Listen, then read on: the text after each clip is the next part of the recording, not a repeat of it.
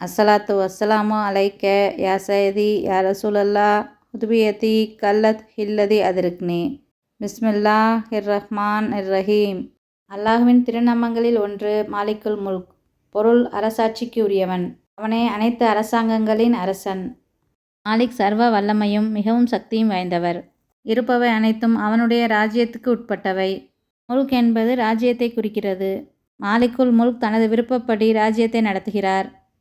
அவருடைய தீர்ப்பை யாராலும் திரும்ப பெறவோ ரத்து செய்யவோ முடியாது. அனைத்திற்கும் அவனுடைய தீர்ப்பே நிலையானது.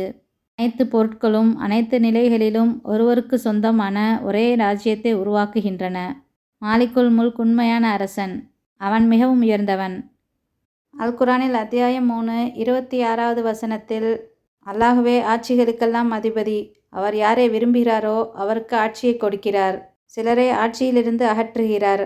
தான் நாடியவர்களை கண்ணியப்படுத்துகிறார். சிலரை இழிவுபடுத்தவும் செய்கிறார். நன்மைகள் யாவும் அவன் கைவசமே உள்ளன. அனைத்து பொருட்கள் மீதும் அவனே பேராற்றல் உடையவனாக இருக்கிறான் என்று அல்-குர்ஆனில் வசனத்தில் வந்துள்ளது. எல்லா பொருட்களின் ஆட்சியும் எவன் கையில் இருக்கிறதோ அவன் மிக தூய்மையானவன். அவனிடமே திரும்ப கொண்டு வரப்படுவீர்கள் என்று அல்-குர்ஆனில் அத்தியாயம் 36 83வது வசனத்தில் வந்துள்ளது. வானங்கள் மற்றும் பூமியில் உள்ள அனைத்தும் அல்லாஹ்வின் ராஜ்யத்துக்கு உட்பட்டவை. அவன் கொடையில் விசாலமானவன், அனைத்தையும் நன்கு அறிந்தவன். அவனே ராஜ்யத்தின் தலைவன். மாலிக்குல் முல்க் தாம் விரும்பிய விதத்தில் கட்டளையிடவும் முடிவெடுக்கவும் உச்ச அதிகாரமும் ஆட்சி அதிகாரமும் கொண்டவர். அவரே ஆட்சியாளர், ஆதிக்கத்தின் உரிமையாளர். மாலிக் என்பது அரசாட்சியை கொண்டிருப்பதை மட்டுமல்லாமல் எஜமானராகவும் ஆண்டவராகவும் இருப்பதை குறிக்கிறது. மாலிக் என்பது ராஜா என்ற வார்த்தையை குறிக்கிறது.